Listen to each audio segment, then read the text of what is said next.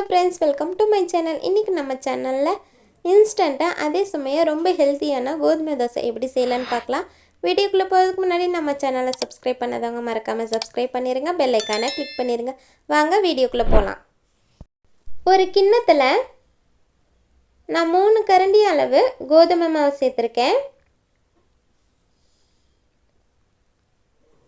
அது கூடவே ஒரு கரண்டி அளவு அரிசி மாவு சேர்த்திருக்கேன். அரிசி மாவு ஆப்ஷனல் தான், நீங்கள் தேவைப்பட்டா சேர்த்துக்கோங்க. இது கூடவே 2 ஸ்பூன் ரவை, எல்லாத்தையும் சேர்த்து தேவையான அளவு உப்பு சேர்த்து நல்லா 1 நிமிஷம் கலந்துக்கலாம். கலந்துட்டு இதுக்கு தேவையான அளவு தண்ணி சேர்த்து கட்டிப்படாமல் நல்லா கலந்துக்கோங்க.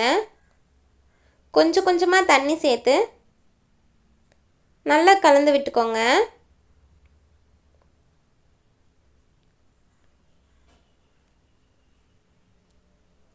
பாருங்க, மாவு இந்த கன்சிஸ்டன்சியில் இருக்கணும். இது ஒரு 10 நிமிஷம் மூடி போட்டு ஊற வச்சிடலாம். மாவு ஊறிட்டு இருக்கும்போதே இதுக்கு ஒரு தாளிப்பை ரெடி பண்ணிடலாம். ஸ்டவ் ஆன் பண்ணி ஒரு பேன் வச்சுக்கோங்க. 2 ஸ்பூன் ஆயில் காஞ்சதும் 1 ஸ்பூன் சீரகம், 1 ஸ்பூன் கடலைப்பருப்பு, 1 ஸ்பூன் உளுந்தம்பருப்பு எல்லாத்தையும் சேர்த்து நல்லா வதக்கிக்கலாம்.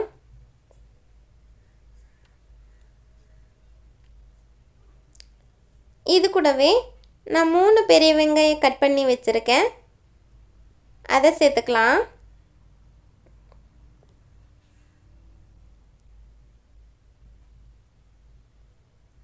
இது கூடவே ஒரு பச்சை மிளகாய், கொஞ்சம் கருவேப்பிலை.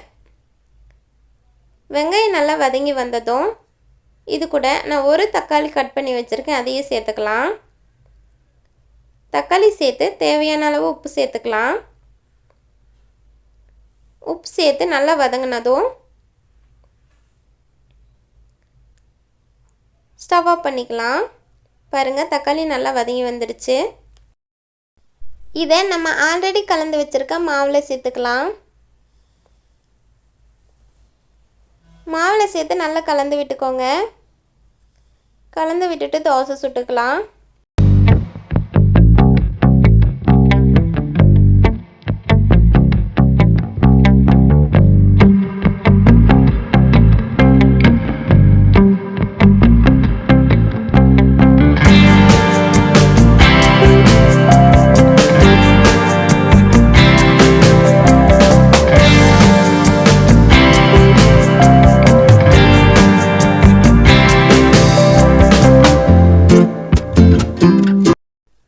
பாருங்க, சூப்பரான கோதுமை தோசை இன்ஸ்டண்ட்டாக ரெடி ஆயிடுச்சு. கண்டிப்பாக ட்ரை பண்ணி பார்த்துட்டு மறக்காமல் கமெண்ட்டில் சொல்லுங்கள். வீடியோ பிடிச்சிருந்தா லைக் பண்ணுங்கள், ஷேர் பண்ணுங்கள், மறக்காமல் சப்ஸ்கிரைப் பண்ணுங்கள். தேங்க்ஸ் ஃபார் வாட்சிங்.